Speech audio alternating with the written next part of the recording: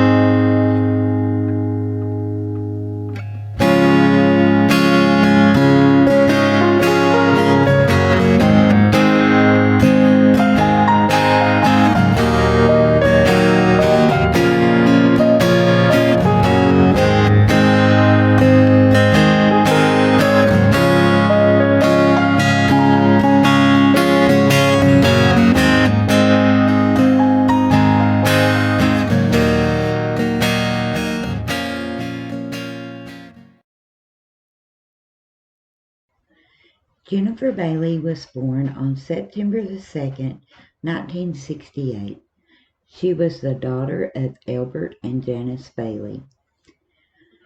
Jennifer was 21 years old, very fashionable. She was looking forward to a trip that she would be making to Florida with her friend Connie. She was also described by co-workers as being a very dedicated employee. She had recently been promoted to department manager in the shoe department at Walmart in Barberville, Kentucky. Janice Bailey, Jennifer's mom, described Jennifer as being a bit of a health fanatic. She liked to lift weights and she often liked to jog and run. One of her favorite places to jog was Pine Mountain State Park. On August the 16th, 1990, Jennifer Bailey had ran errands for her mom and had called her that day around 11 to let her know that she would be home after she went for a run and she would help clean the house. She had stopped at a local pharmacy and picked up a prescription for her mom, and then she had rented a movie for them to watch later on that night. Now, after completing everything that she had to do that day, Jennifer headed to what is known by the locals as the Fat Track, which was an area off of Pine Mountain State Park for walking and jogging. Today, that area is replaced with a beautiful golf course. Jennifer drove her mom's Mercury 1985 Cougar to the trail and parked alongside the highway. Today, a memorial stands where her car was found. Now, Pine Mountain is Bell County's largest tourist attraction. It is located by the main road. At the time, law enforcement estimated a total of 75 to 100 people would walk or run on this trail a day. And like I said, it was located by a very busy road where you could enter the park. In 1990, this was all just ponds over here. It's now a golf course. But you could also tell how close to the main road that she would have been parked. I assume she was parked along this road because they said it was next to 25, and that is 25 right there. And law enforcement said a car could be seen every 10 seconds. Jennifer had on a tank top, jogging shorts, and a GM Walkman with headphones for her run. Now, the Fat Track wasn't nothing new to Jennifer. She jogged this track at least twice a week, if not more. Many witnesses saw Jennifer that day around 11:45 or noon, and she would never be seen alive again. During the afternoon, Janice Bailey began to get a very uneasy feeling. She told reporters that around noon she was overcome with this awful fear. She said the fear was physical, like she had been hit in the gut, and she woke up screaming and crying, and the first thing she told her sister was, "Something has happened to Jennifer." Going by Mother's intuition, the family went to check on her because they knew where she was going to be.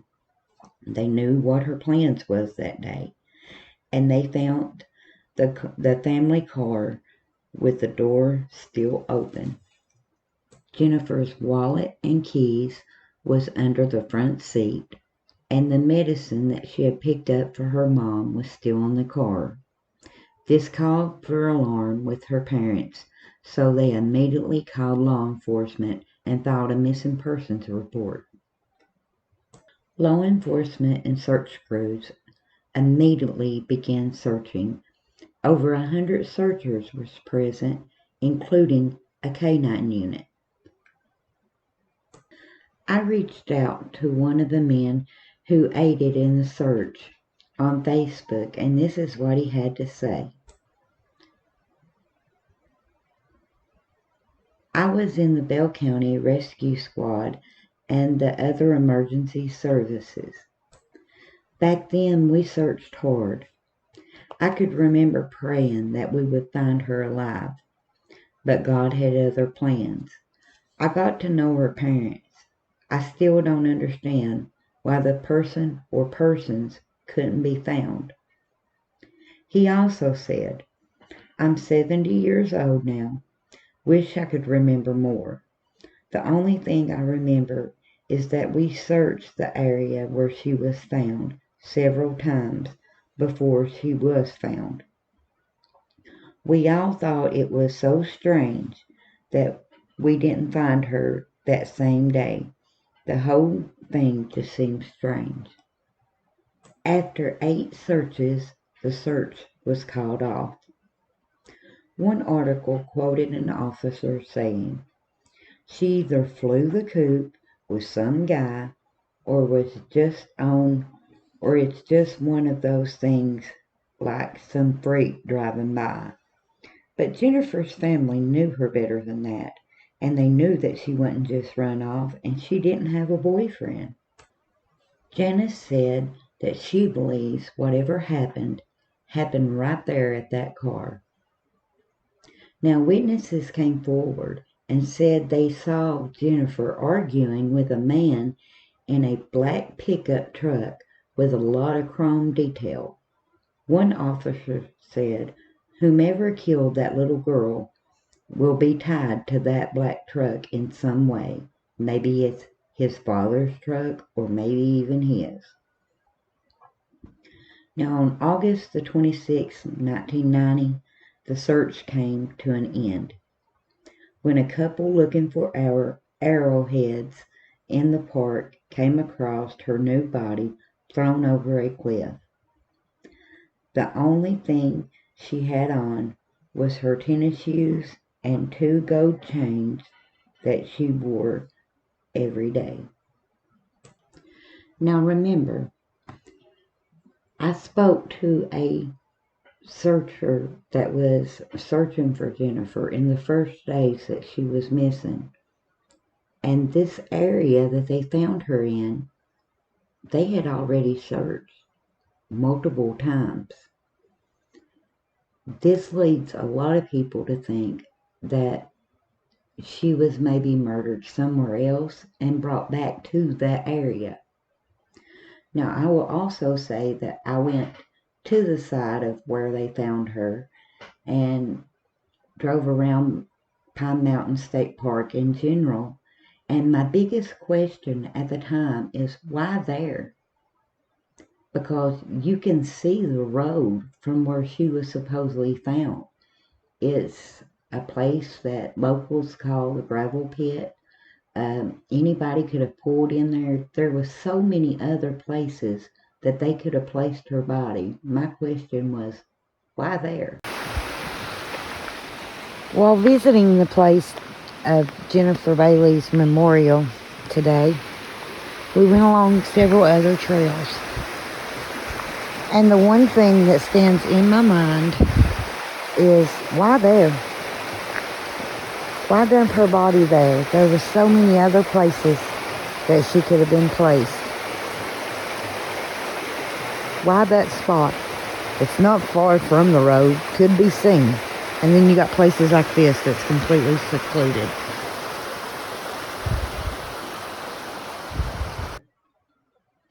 But now she had been gone at this point for 10 days. And she'd been out there in the August heat. As some people say that she was posed, and other people say that she was covered with brush. Law enforcement confirmed that Jennifer had been strangled, and some suspect maybe the killer used the cord from her headphones to her Walkman radio to strangle her with. Early in the investigation, a few suspects was named. One was a man from Lee County, Virginia, which borders Kentucky. They declined to release his name because he wasn't under arrest and no charges was filed. September 1990, Lexington Herald article confirmed they had a strong suspect and he was under arrest for a similar case. However, his name was never made public and no records of him are to be found. So evidently they either did not connect him with Jennifer's murder or they just haven't released it, period. Either way, an arrest was not made. On January 1991, 2 composite sketches was released of 2 different men. Now, these men had been seen by witnesses the day Jennifer went missing in the trail parking lot. One man, known as Sam, had a receding hairline and was graying around the temple area. He's described to have a real red face and was known to have a silver car with rust on the sides, with a heavy southern accent. Sam was described as short and muscular. The second man, known as Edward, was in his early 20s with curly blonde hair. Edward was said to be slim, muscular, and had a tattoo of a marijuana leaf on his left shoulder, and he was seen frequently water skiing at North Lake. These very detailed descriptions led nowhere, and no one came forward. Kentucky State Police said they believe that they were from Northeast Tennessee. It has almost been 32 years. In August, it will be 32 years. And this case is as cold as it was on August the 16th, 1990. But now, you would think things like this wouldn't happen back to back.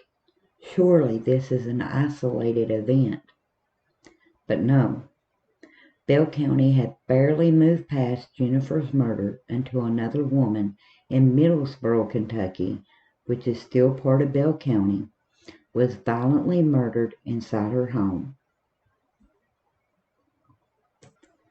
Greta Henson was found bound to a chair with phone cord and had been strangled and was shot in her head with what is to believe to have been her own handgun. Reports said she was shot 5 times, and at least 2 of those shots was in the back of the head. Greta was 24 years old. She worked as a title clerk at a Bell County car dealership. Greta was known by everyone to be a hard worker, kind-hearted person.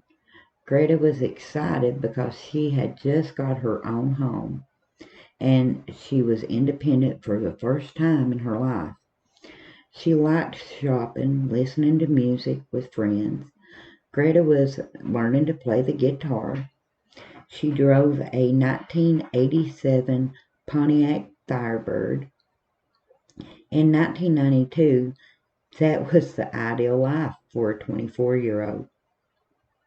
It's also said Greta made amazing homemade fudge, loved writing letters, and kept a very detailed diary. Greta had broken up with a boyfriend of 9 months who was quickly ruled out as being a suspect because he was not in the area at that time. Other than that, Greta was single. She had went on a few dates, but there was nothing serious. The trailer Greta had bought was 8 miles from her parents, and 2 nights before Greta was murdered, her home had been broken into. Nothing had been taken during the break-in. After speaking to her parents, she decided not to report it to the police. Greta's father repaired the door and advised her to prop a wooden chair against her front door just to give her a little more additional security. The night before Greta's body was found, she had had dinner with her parents, and she went back to her home. The next morning, when she didn't show up for work, her co-workers wasn't that concerned because she had been the responsible person and had already told them that she would be late because she was going to go to the local office and get her cable set up. However, as the day went on and nobody had heard from Greta, they began to get worried. Later in the day, one of Greta's friends had called work to speak to her about plans that they had made. And one of the co-workers explained she had not come in to work that day.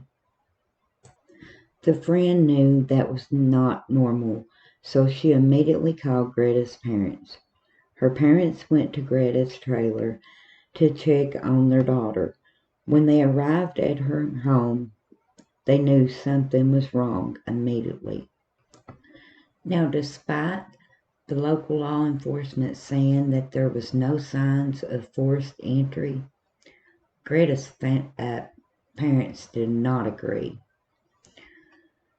They stated that the door had been kicked in and they saw a part of a wooden chair that had been broken off. So Greta had took her dad's advice. She had propped that chair in front of that door just as her dad told her to. Hensons entered the home where they found their daughter face down with her hands tied behind her back with a phone cord. She had been strangled and shot several times in the back of the head. Kentucky State Police would report there was no sign of SA, no sign of her being robbed, and they had no motive. Law enforcement began their investigation. They were unable to locate Greta's .30 caliber handgun, and it's believed she may have been shot with her own gun. The killer also took a small jewelry box, but left other items greater of value in the home. So it is believed that that jewelry box was taken as a trophy item. Now, Jennifer Bailey and Greta Henson lived in Bell County, Kentucky. The population at that time was 30,000. So, like a lot of small towns, locals began right away wondering if these two murders was connected.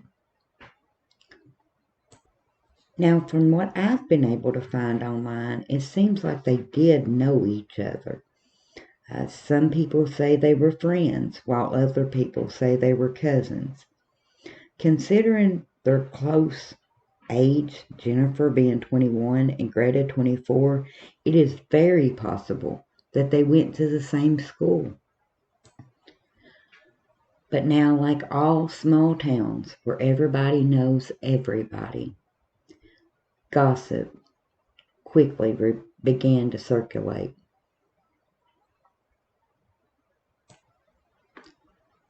Some people say that maybe Jennifer may have wandered across something that got her killed, may have told Greta and it got her killed.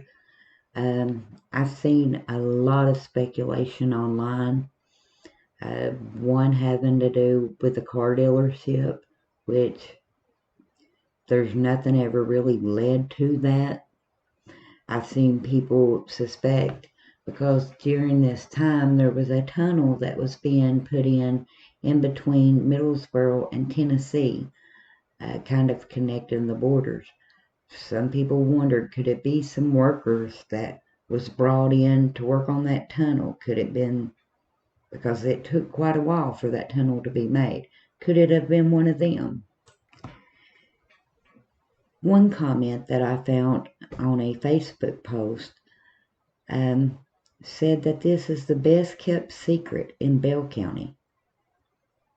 Now in 1993, Bell County's outgoing prosecutor actually criticized the investigation in Greta and Jennifer's case, saying all leads had not been followed up on, which makes sense to me considering it took 30 years to release the items that was taken at the time of Jennifer's murder, which included the white tank top, light purple jogging shorts, a GM portable cassette player and headphones, and a Timex watch with a imitation alligator band.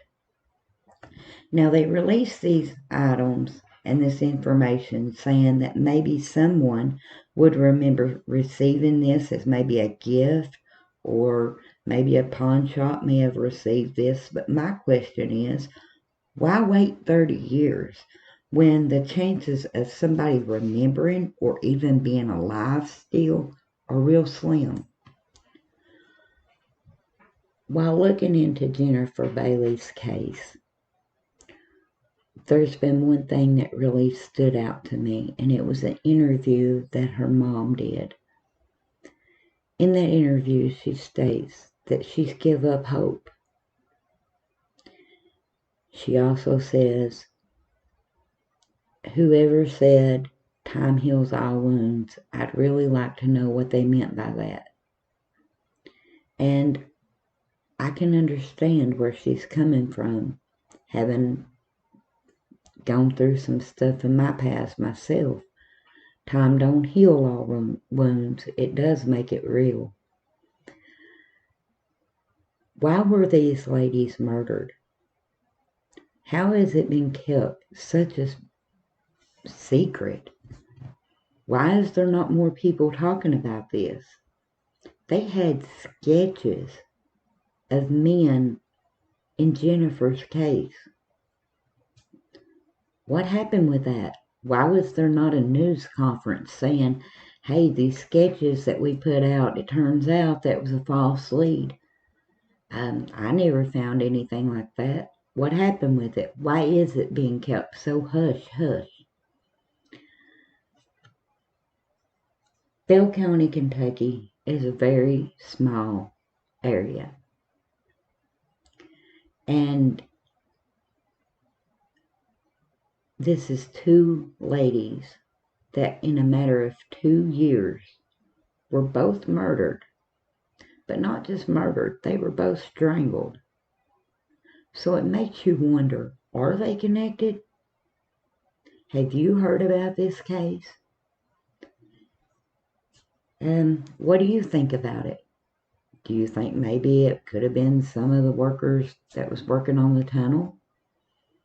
Do you think maybe it had something to do with politics? Because that is something that has been stated, that Do you think it had to do with a car dealership? There's so many questions around these cases, but the one thing that I know to be 100% true is these families deserve answers. Now, Jennifer Bailey's father has passed away, but her mother is still alive, and she deserves answers. She deserves justice. It was her child. Greta's family, they deserve answers. These women were just entering into their life, and it was taken so violently. If you like my channel, please consider to subscribe, like, and leave a comment down below. Let me know what you think. What's your opinion on this case? Do you think that they're connected, or do you think it's just circumstance and maybe a coincidence? Let me know down below, and like I always say, remember, it takes zero effort to be a good human being.